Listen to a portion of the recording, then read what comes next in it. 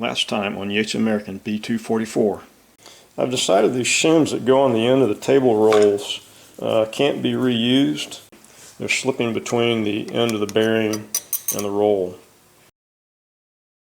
I've decided to make new ones of these spacers. The original ones were made out of bronze, but I don't have any bronze, and bronze is very, very expensive. So I happen to have some brass, and I'm just going to use the brass. I'm going to take it and drill it out initially, and then take it over to Dick's and bore it out to size and machine it down to thickness.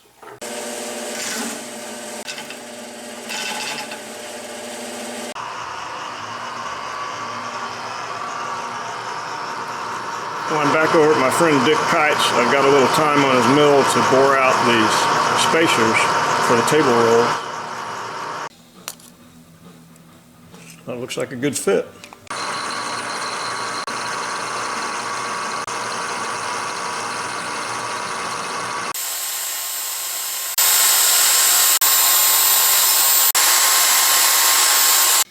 I'm working on the mandrel for turning the outside diameter of these rings.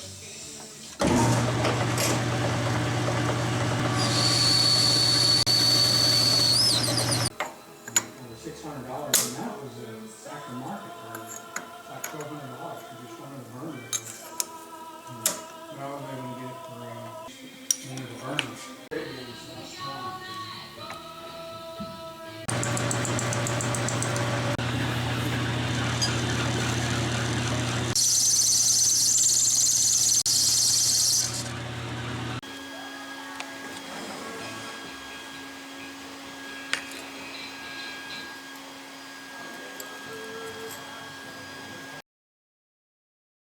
So I want to get the center plate situated, and for these guide rails that are on the side, instead of using some flathead screws to hold them down, I'm going to use socket head cap screws like it appears to be designed to do. And then I'll drill some secondary holes to fasten down the guide rail.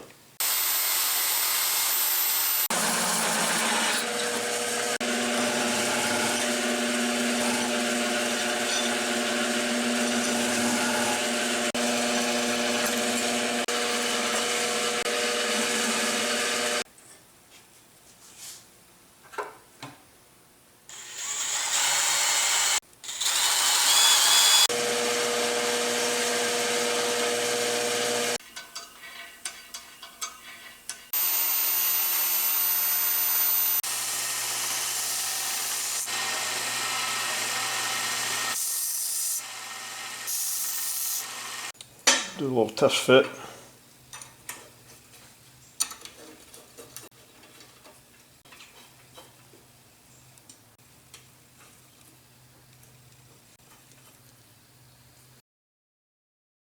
This chain guard was pretty much beat up and destroyed.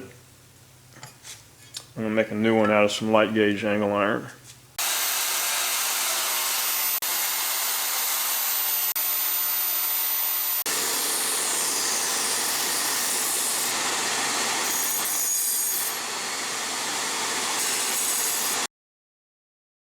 I have both table rolls supported with some angle iron now.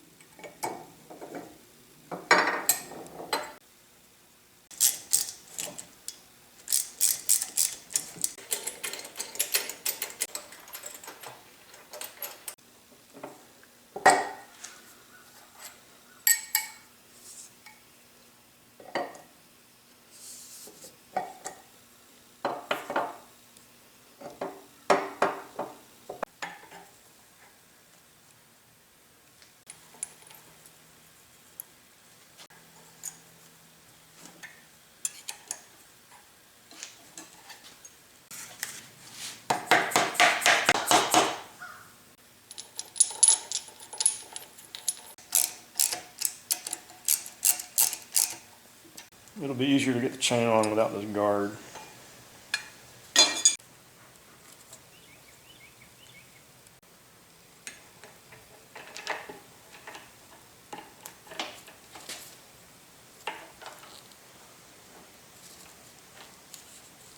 I'm using the old master link to hold the chain in place temporarily until I can get the new master link installed, because it has to go in from behind.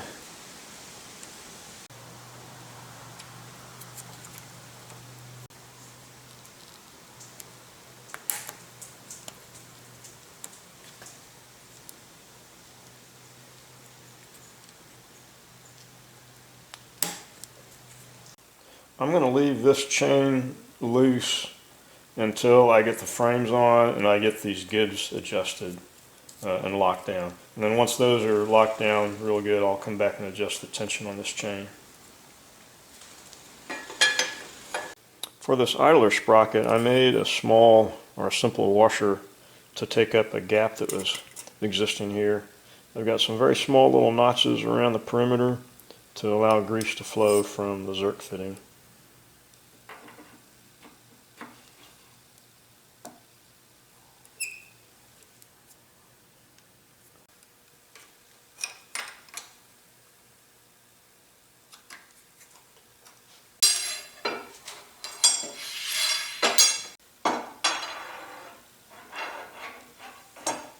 It's been pretty slow going. I had to put the knob on here and twist it in.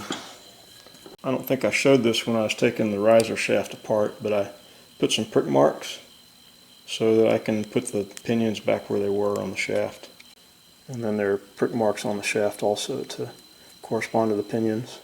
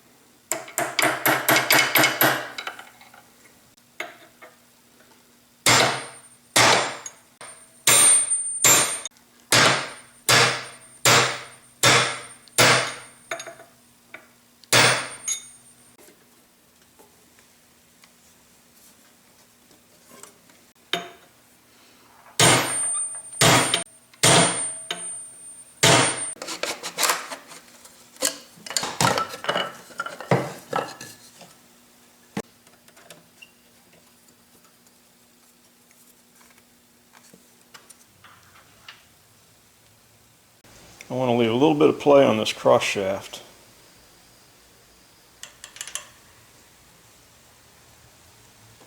Before setting those big cogs, I need to make sure these thrust bearings are fully seated.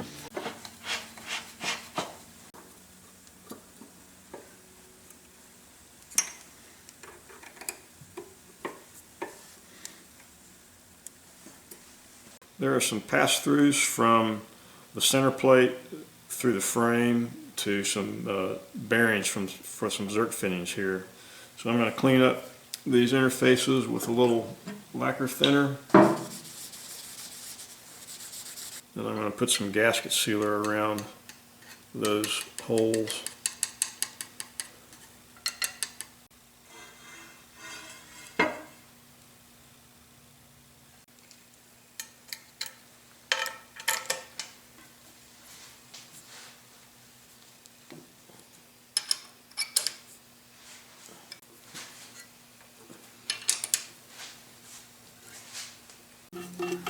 These center bolts are kind of hard to get to with this cross shaft in place.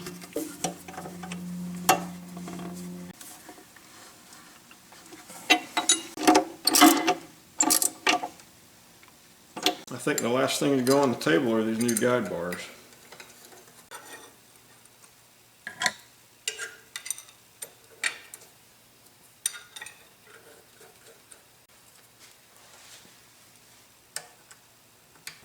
Well, there's the assembled base and table.